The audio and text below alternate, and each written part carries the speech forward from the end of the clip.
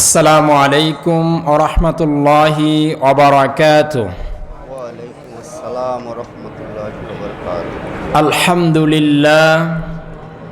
আলহামদুলিল্লাহি রাব্বিল আলামিন ওয়াসসালাতু ওয়াসসালামু আলা রাসূলিহিল কারীম, আম্মা বাদ। ঐতিহ্যবাহী মোহাম্মদীনগর বাইতুল মামুর জামে মসজিদ এবং মাদ্রাসার উদ্যোগে আয়োজিত আজকের এই বিশাল ওয়াজ মাহফিলের সম্মানিত সভাপতি, আমার একান্ত শ্রদ্ধাভাজন প্রিয় ভাই, বিশিষ্ট সমাজসেবক জনাব মোহাম্মদ কবিরুল ইসলাম সাহেব এবং উপস্থিত বিভিন্ন স্তরের ওলামা ইকরাম এবং আমার সামনে উপস্থিত দিনদার মুসলিম মুওয়াহিদ ভাইয়েরা, পর্দার আড়ালের আমার মা ও বোনেরা, সকলের প্রতি আন্তরিক মোবারকবাদ এবং ইসলামিক সম্ভাষণ। আসসালামু আলাইকুম ওয়া রাহমাতুল্লাহ। আমরা সর্বপ্রথম আমাদের মহান মালিক আল্লাহ সুবহানাহু ওয়া তাআলার দরবারে শুকরিয়াতুস সুজুদ আদায় করছি, শুকরিয়া মস্তক অবনত করছি। যেই মহান মালিক, যে রব্বুল আলামিন আমাদেরকে আজকের এই দ্বীনি জলসায় বসার মতো তৌফিক দিয়েছেন, সেজন্য আমরা সকলে আমাদের মহান মালিক আল্লাহ সুবহানাহু ওয়া তাআলার দরবারে শুকরিয়া জানাচ্ছি। আমরা সকলে পড়ছি আলহামদুলিল্লাহ। দুরুদ ও সালাম প্রেরণ করছি পৃথিবীর শ্রেষ্ঠ শিক্ষক, পৃথিবীর শ্রেষ্ঠ মানুষ, পৃথিবীর শ্রেষ্ঠ নেতা মুহাম্মদ সাল্লাল্লাহু আলাইহি ওয়াসাল্লামের প্রতি। আমরা সকলে পড়ছি আল্লাহুম্মা সাল্লি আলাইহি আল্লাহুম্মা বারিক আলাইহি। অতঃপর আজকে এই সংক্ষিপ্ত সময়ে আমার আলোচনার শিরোনাম, জমিন যার আইন চলবে তার। আলোচনার শিরোনাম কি? জমিন যার আইন চলবে তার। জি প্রিয় ভাইয়েরা, তো আমি এই বিষয়ে ইনশাআল্লাহ সংক্ষিপ্ত সময়ে একটি গুরুত্বপূর্ণ তথ্য ও তথ্যবহুল বিবরণীর চেষ্টা করব ইনশাআল্লাহ। দেখেন, এই জমিনটা কার? আল্লাহর। তো আল্লাহর এই জমিনে যেহেতু মালিক আল্লাহ, যেহেতু এই জমিনের মালিক আল্লাহ, পৃথিবীর মালিক আল্লাহ, এই ভূখণ্ডের মালিক আল্লাহ, স্বভাবতই নিয়মে হচ্ছে আল্লাহর এই জমিনে আল্লাহ ছাড়া আর কারো বিধান চলার সুযোগ নাই। আমি লম্বা অন্যদিকে যাব না, এই বিষয়ের উপরে কথা বলবো প্রিয় ভাইয়েরা। দেখেন, আজকে আমরা যদি গোটা পৃথিবীর দিকে তাকাই, গোটা পৃথিবী সহ বাংলাদেশ অথবা পার্শ্ববর্তী দেশগুলোতে অশান্তির অন্যতম একটা কারণ হচ্ছে এই গোটা উম্মাহ আল্লাহ সুবহানাহু ওয়া তাআলাকে সৃষ্টিকর্তা, রিজিকদাতা, জীবনদাতা এগুলো মানে কথা ঠিক, কিন্তু আল্লাহ সুবহানাহু ওয়া তাআলা যে বিধানদাতা, আল্লাহ সুবহানাহু ওয়া তাআলা যে পৃথিবী পরিচালনার মতো গাইডলাইন দিয়েছেন, পৃথিবী পরিচালনার জন্য বিধান দিয়েছেন, এটা অনেক মানুষে মানতে কিনা রাজি না। এজন্য কিছু লোক আছে মসজিদের ভিতরে এক আল্লাহকে মানে, আবার বাহিরে গেলে আল্লাহ সুবহানাহু ওয়া তাআলাকে বাদ দিয়ে আল্লাহর পবিত্র কোরআন, রাসূল সাল্লাল্লাহু আলাইহি ওয়াসাল্লামের আনিত শরীয়ত বাদ দিয়ে নিজেদের ব্যক্তি গড়া, মন গড়া, তৈরি করা আইন দিয়ে রাষ্ট্র এবং সমাজ চালায় কি চালায় না? চালায় প্রিয় ভাইরা। এজন্য আল্লাহ সুবহানাহু ওয়া তাআলা পবিত্র কোরআনুল কারীমের সূরাতুল বাকারা 2 নম্বর সূরার 163 নম্বর আয়াত আল্লাহ সুবহানাহু ওয়া তাআলা বলছেন, ওয়া ইলাহুকুম ইলাহু ওয়াহিদ, ওয়া ইলাহুকুম, আর তোমাদের ইলাহু ওয়াহিদ। কয়জন? একজন। সবাই বলেন কয়জন? আমাদের ইলাহ কয়জন? একজন। আল্লাহ সুবহানাহু ওয়া তাআলা বলছেন তোমাদের ইলাহ হচ্ছেন একজন। তারপর আল্লাহ সুবহানাহু ওয়া তাআলা আরেকটি আয়াতে 16 নম্বর সূরার 51 নম্বর আয়াতে আল্লাহ সুবহানাহু ওয়া তাআলা বলছেন, ওয়া ক্বালাল্লাহু লা তাত্তাখিযু ইলাহাইনি ইসনাইনি। আল্লাহ সুবহানাহু ওয়া তাআলা বলছেন তোমরা দুই ইলাহ গ্রহণ করো না। কয় ইলাহ? সবাই বলেন কয় ইলা? আল্লাহ সুবহানাহু ওয়া তাআলা বলছেন ওয়ালা তাত্তাখিযু, তোমরা গ্রহণ করো না, ইলাহাইনি ইসনাইনি, দুই ইলা তোমরা গ্রহণ করো না। ইন্নামা হুয়া ইলাহু ওয়াহিদ, কেননা তিনি আল্লাহ কয়জন? একজন। তাহলে প্রিয় ভাই, আল্লাহ সুবহানাহু ওয়া তাআলা স্পষ্ট করে বলছেন দুই ইলা গ্রহণ করার কোনো সুযোগ নাই। ইলা কয়জন? একজন। তার মানে মসজিদের ভিতরে যে আল্লাহর বিধান চলে, মসজিদের বাহিরেও একই আল্লাহর বিধান চলবে। মসজিদের ভিতরে যেরকম খতিব সাহেব ভুল করলে আমরা লুকমা দেই, ইমাম সাহেব কেরাতে ভুল করলে আমরা লুকমা দেই, একইভাবে যদি কোনো সমাজ এবং কোনো রাষ্ট্রে আল্লাহ রাসূল সাল্লাল্লাহু আলাইহি ওয়াসাল্লামের আনিত শরীয়ত বাদ দিয়ে গণতন্ত্র, সমাজতন্ত্র, রাজতন্ত্র দিয়ে এই ভূখণ্ডকে পরিচালনা করার চেষ্টা করা হয়, সেখানেও লুকমা দিতে হবে। কথা বলেন ঠিক কিনা? এই লুকমা আজকে নাই।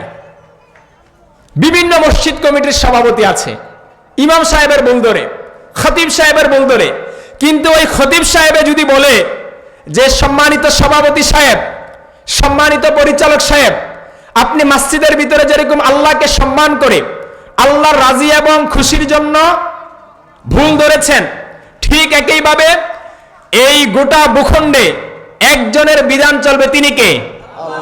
তখন বলে যে হুজুর এগুলো বলার দরকার নেই, এরকম আছে না নাই? দেখেন, তাহলে আমার আজকে সংক্ষিপ্ত সময় আলোচনার শিরোনাম কি? জমিন যার, আইন চলবে তার। জমিনের মালিক কে? সবাই একটু আল্লাহর নামটা জোরে বলেন, জমিনের মালিক কে? আমি একটা উদাহরণ দেই কেন আল্লাহর আইন চলবে। মনে করেন আমাদের এই কবিরুল ইসলাম ভাইয়ের সাথে আমার সম্পর্ক খুব ভালো। তো ভাই মনে করেন একটা ফ্যাক্টরির মালিক। কিসের মালিক? আমি পেশায় একজন শিক্ষকের জন্য আপনাকে ক্লাসের মতো কথা বলছি। ভাই একজন ফ্যাক্টরির মালিক মনে করেন। তো আমি যদি আগামীকাল এই কবিরুল ইসলাম ভাইয়ের ফ্যাক্টরিতে গিয়ে বলি, এই ফ্যাক্টরির যত এমপ্লয়ার আছো, যত কর্মচারী আছো, তোমরা সবাই আমার কথা শোনো, এই মেশিনটা এখানে কেন, ওইটা ওখানে রাখো, এগুলো এলোমেলো আছে কেন, এগুলো গুছিয়ে রাখো। ফ্যাক্টরির কর্মচারীরা আমার কথা শুনবে? সবাই বলেন আমার কথা শুনবে? কেন শুনবে না? কারণ আমি ওই ফ্যাক্টরির মালিক না। ওই ফ্যাক্টরির মালিক যিনি, তার কথাই ওই ফ্যাক্টরির কর্মচারীরা শুনবে। তাহলে এখান থেকে বোঝা গেল দুনিয়ার এই জীবনে, দুনিয়ার এই জগতে একজনের ফ্যাক্টরিতে আরেকজনের বিধান চলে না। সুতরাং দুনিয়ার এই জীবনে যদি একজনের কলকারখানায়, একজনের ফ্যাক্টরিতে আরেকজনের বিধান না চলে, ঠিক স্পষ্ট ভাষায় আমরা বলতে পারি এই আকাশ এবং বাতাস, এই টোটাল জমিনের মালিক কে? সুতরাং এই পৃথিবী নামক ফ্যাক্টরির মালিক যেহেতু আল্লাহ, আল্লাহর এই ফ্যাক্টরিতে, আল্লাহর এই পৃথিবীতে কোনো মানব রচিত বিধান চলতে পারে না। কথা ক্লিয়ার কিনা? এবার আসেন, তাহলে জমিনটার মালিককে? আল্লাহ। আইন চলবে কার? আল্লাহর আইন চলবে। কিন্তু আল্লাহর আইন কি আছে? নাই। অথচ আল্লাহ আইন দিয়েছেন। আল্লাহ সুবহানাহু ওয়া তাআলা পৃথিবী সৃষ্টি করার পর এমনি এমনি ছেড়ে দেন নাই। এই পৃথিবীকে কিভাবে পরিচালনা করতে হবে গাইডলাইন আছে না নাই? সেই গাইডলাইনের নাম কি বলেন তো? সবাই দিকে দেখেন, গাইডলাইনের নাম কি? এই কোরআন আল্লাহ সুবহানাহু ওয়া তাআলা শুধু মৃত ব্যক্তির পাশে বসে বসে সূরা ইয়াসিন পড়ার জন্য দেন নাই। এই পবিত্র কোরআনুল কারীম আল্লাহ সুবহানাহু ওয়া তাআলা শুধু সালাতে তেলাওয়াত করার জন্য দেন নাই। এই পবিত্র কোরআনুল কারীম শুধু আমরা চুমুকে রেখে দেবার জন্য আল্লাহ দেন নাই, বরং কোরআনটা এসেছে এই সমাজ, এই রাষ্ট্রকে পরিচালনা করার জন্য। কথা বলেন ঠিক কিনা? আল্লাহ সুবহানাহু ওয়া তাআলা এই কোরআন দিয়েছেন, কোরআনে কমপ্লিট সবকিছু আছে। সূরা আনআম এর 38 নম্বর আয়াত আল্লাহ সুবহানাহু ওয়া তাআলা বলছেন, মা ফাররাতনা ফিল কিতাবি মিন শাই। আল্লাহ সুবহানাহু ওয়া তাআলা এখানে বলছেন, মা ফাররাতনা ফিল কিতাবি মিন শাই, আমি এই কোরআনে, অর্থাৎ এই কোরআন নামক কিতাবে আমি কোনো কিছু বাদ দেই নাই। বলেন সুবহানাল্লাহ। মানুষের জীবনে যা যা প্রয়োজন সবকিছু কোথায় আছে? তাহলে আল্লাহ সুবহানাহু ওয়া তাআলা পৃথিবী পরিচালনার জন্য আইন দিয়েছেন কি দেন নাই? দিয়েছেন প্রিয় ভাইরা। শুধু দেন নাই, আল্লাহ সুবহানাহু ওয়া তাআলা বলছেন, আলা লাহুল খালক ওয়াল আমর। সূরা আরাফ আয়াত নাম্বার 54 আল্লাহ সুবহানাহু ওয়া তাআলা বলছেন, আলা লাহুল খালক ওয়াল আমর, জেনে রাখো সৃষ্টি যার, আইন চলবে সবাই বলেন সৃষ্টি যার, আইন চলবে তার। সূরা আরাফ স্পষ্ট করে বলছেন আল্লাহ। তবে আল্লাহ সুবহানাহু ওয়া তাআলা আরেকটু চমৎকার করে বলছেন সূরা আরাফ এর একটি আয়াতে আল্লাহ সুবহানাহু ওয়া তাআলা বলছেন ওয়াল্লাহু ইয়াহকুমু লা মুআক্কিবা লিহুকমিহি, একমাত্র শুধুমাত্র কেবলমাত্র হুকুম দেওয়ার মালিক একজন আল্লাহ, সেটা কে? আর আল্লাহর এই হুকুমকে পরিবর্তন করতে পারে এরকম সাহস কারো নেই। অথচ প্রিয় ভাইরা, আল্লাহ সুবহানাহু ওয়া তাআলা আইন দিয়েছেন, আল্লাহ সুবহানাহু ওয়া তাআলা বিধান দিয়েছেন এই পৃথিবীকে পরিচালনা করার জন্য। অথচ আজকের এই পৃথিবীর দিকে তাকিয়ে দেখেন, আজকে মানুষ গণতন্ত্রের দিকে দৌড়াচ্ছে, সমাজতন্ত্রের দিকে দৌড়াচ্ছে, আল্লাহর কোরআনের দিকে আসতেছে না। কথা বলেন ঠিক কিনা? কোরআন ছাড়া কোনো ভূখণ্ডে শান্তি প্রতিষ্ঠিত হবে না। শুধুমাত্র কেবলমাত্র কোরআনের বিধান যেই ভূখণ্ডে প্রতিষ্ঠিত হবে ওই ভূখণ্ডের মানুষগুলোই শান্তি এবং নিরাপত্তা পাবে। কথা বলেন ঠিক কিনা? এজন্য রাসূল সাল্লাল্লাহু আলাইহি ওয়াসাল্লাম জামিউল আহাদিসের ১৩,৪০৫ নম্বর হাদিস রাসূলুল্লাহ সাল্লাল্লাহু আলাইহি ওয়াসাল্লাম বলছেন, লা তুআতা লিমাখলুকিন ফি মাসিয়াতিল খালিক। লা তুআতা, আনুগত্য চলবে না। কি চলবে না বলেন তো? আনুগত্য চলবে না, মানে আল্লাহকে বাদ দিয়ে পৃথিবীর কোনো মানুষের আনুগত্য করা চলবে না। রাসূল সাল্লাল্লাহু আলাইহি ওয়াসাল্লামের সুন্নাহর বাহিরে, আল্লাহর কোরআনের বাহিরে গিয়ে নিজেদের মন গড়া যে আইন আছে ওই আইনের আনুগত্য করা চলবে না। কথা কে বলেছেন? আল্লাহ রাসূল বলেছেন, লা তুআতা লিমাখলুকিন ফি মাসিয়াতিল খালিক। আল্লাহকে বেজার করে, আল্লাহকে অসন্তুষ্ট করে পৃথিবীর কোনো মানুষের সাথে সম্পর্ক রাখা যাবে না। প্রিয় ভাইরা, আজকে দেখেন আমাদের সমাজে আল্লাহর আইন আছে? নাই। দেখেন রাসূল সাল্লাল্লাহু আলাইহি ওয়াসাল্লাম পৃথিবীতে এমন একটা সময় এসেছিলেন প্রিয় ভাইরা, যদি আমাদের সমাজে আজকে আল্লাহর এই আইন থাকতো, প্রতিষ্ঠিত থাকতো প্রিয় ভাইরা, তাহলে আমাদের সমাজটা সুন্দর হয়ে যেত কি যেত না? সবাই কথা বলেন, সুন্দর হয়ে যেত না ভাই? সুন্দর হয়ে যেত। রাসূল সাল্লাল্লাহু আলাইহি সাল্লাম এমন একটা সময় পৃথিবীতে আসলেন যখন গোটা সমাজটা কি অন্ধকারাচ্ছন্ন, মানুষ জেনা ব্যভিচার করে, মেয়েদের কোনো অধিকার নাই। ওই অন্ধকারাচ্ছন্ন সমাজটাকে রাসূলুল্লাহ সাল্লাল্লাহু আলাইহি ওয়াসাল্লাম আলোকিত করেছেন মন গড়া কোনো পথ এবং পদ্ধতি দিয়ে না, ওই জাহিলি সমাজকে আলোকিত করেছিলেন এই কোরআন নামক কিতাব দিয়ে। কথা বলেন ঠিক কিনা? সুতরাং আমরা দীপ্ত এই কথা বলতে পারি, আজকের এই সমাজ, আজকের এই রাষ্ট্র যদি একটি সুন্দর কল্যাণকর রাষ্ট্র হিসাবে নিজেকে প্রতিষ্ঠিত করতে চায়, একটি কল্যাণকর দেশ, একটি কল্যাণকর ভূখণ্ড হিসাবে নিজের পরিচয় দিতে চায়, তাহলে এই দেশে কোরআনের বিকল্প কোনো আইন প্রতিষ্ঠা করা যাবে না। দেখেন রাসূল সাল্লাল্লাহু আলাইহি সাল্লাম যখন পৃথিবীতে আসলেন প্রিয় ভাইরা, মক্কার সমস্ত লোকগুলো আল্লাহ রাসূলকে কি করতো? বিশ্বাস করতো। কি করতো বলেন তো? বিশ্বাস করতো। আল আমিন নামে ডাকতো ওনাকে। মক্কার সমস্ত লোকেরা তাদের আমানতগুলো মুহাম্মদ সাল্লাল্লাহু আলাইহি সাল্লামের কাছে জমা রাখতে শুরু করলো প্রিয় ভাইরা। গোটা মক্কায় একটা আলোড়ন সৃষ্টি হলো যে মক্কায় যদি একজন আমানতদার, একজন বিশ্বস্ত, একজন সাদিক, একজন সত্যবাদী যুবক থেকে থাকে, সেটা আর কেউ না, সেটা কে? মুহাম্মদ সাল্লাল্লাহু আলাইহি সাল্লাম। তিনি যখন প্রিয় ভাইরা এতটা প্রসিদ্ধ লাভ করলেন, সবাই তার কাছে আমানত রাখলো প্রিয় ভাইরা, তিনি সমাজ সংস্কার করলেন। কিন্তু এই মুহাম্মদ সাল্লাল্লাহু আলাইহি ওয়াসাল্লাম যখন নবুয়ত প্রাপ্ত হলেন, দেখেন নবুয়ত প্রাপ্ত হওয়ার পর যখন তিনি আল্লাহ সুবহানাহু ওয়া তাআলা যখন তার উপর আয়াত নাজিল করলেন, আয়াতটি হচ্ছে আল্লাহ সুবহানাহু ওয়া তাআলা বলছেন ওয়া আনজির আশিরাতাকাল আকরাবিন, 26 নম্বর সূরার 214 নম্বর আয়াত। ওয়া আনজির আশিরাতাকাল আকরাবিন, হে রাসূল আপনার উপর আমি যে কিতাব নাজিল করেছি, যে ওহী নাজিল করেছি, সেটা দিয়ে আপনি আপনার নিকটাত্মীয় লোকদেরকে কি করেন? সতর্ক করেন। কি করেন বলেন তো? সতর্ক করেন। আল্লাহ রাসূল দাওয়াত দিচ্ছেন, সতর্ক করছেন লোকদেরকে।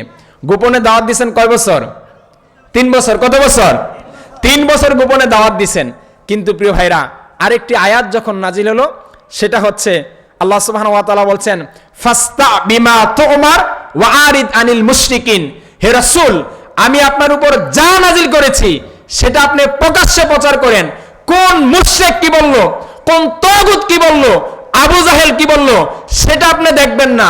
আপনার উপর যা নাজিল করেছি সেটা আপনি প্রকাশ্যে প্রচার করুন, বলুন সুবহানাল্লাহ। এই আয়াত নাজিল হওয়ার পর রাসূলুল্লাহ সাল্লাল্লাহু আলাইহি ওয়াসাল্লাম সাফা পাহাড়ে উঠলেন। ওঠার পর বললেন, ইয়া সবাহা, ইয়া সবাহা, সকালের বিপদ, সকালের বিপদ, সকালের বিপদ। কারণ ওই সময় একটা নিয়ম ছিল, কেউ যদি কোনো গুরুত্বপূর্ণ সংবাদ শোনাইতো কাউকে, তাহলে সাফা পাহাড়ে উঠতো, পরনের কাপড় খুলে মাথায় বাঁধতো। আল্লাহ রাসূল পরনের কাপড় খুলেন নাই, পরনের কাপড় পরনেই ছিল।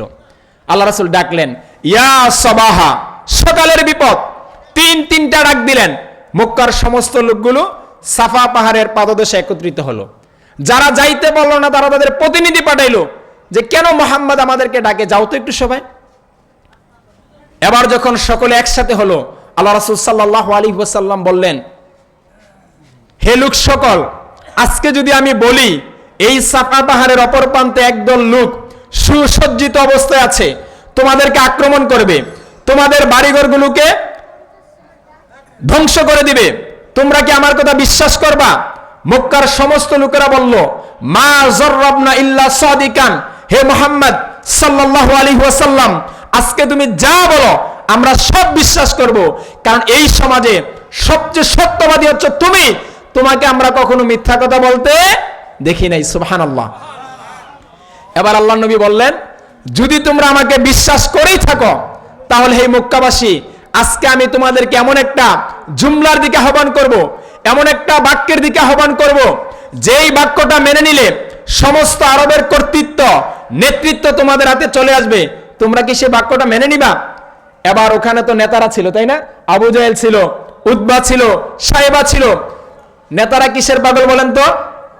ক্ষমতার পাগল। ক্ষমতার জন্য লাশের পর লাশ ফলাবে, ধ্বংসযজ্ঞের পর ধ্বংসযজ্ঞ চালাবে। এরকম আছে না নাই?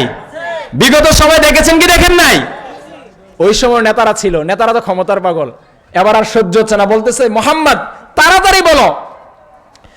এবার আল্লাহর নবী বললেন, ইয়া আইয়ুহান নাস কুলু লা ইলাহা ইল্লাল্লাহ তুফলিহুন, হে মক্কাবাসী, তোমরা পড়ো লা ইলাহা ইল্লাল্লাহ। এই কথা বলা শেষ হতেই না হতে আবু লাহাব দাঁড়িয়ে গেল। আবু লাহাব দাঁড়িয়ে বলল, তাব্বান লাকা সাইরাল ইয়াউম আহাযা মা জামাতানা ইয়া মুহাম্মদ, হে মুহাম্মদ তোমার সমস্ত জীবন ধ্বংস হোক। বলো নাউজুবিল্লাহ। আবু লাহাব বলল, হে মুহাম্মদ তোমার সমস্ত জীবন ধ্বংস হোক, তুমি কি আমাদেরকে এজন্য একত্রিত করেছো? আচ্ছা বলেন তো, আল্লাহ রাসূল কি সেদিন বলেছিল যে আজকে থেকে আবু জাহেলের বিধান চলবে না? এই কথা বলেছিল? আল্লাহ রাসূল কি বলেছিল যে আজকে থেকে আবু লাহাবের বিধান চলবে না? এটা বলেছিল? বলে নাই।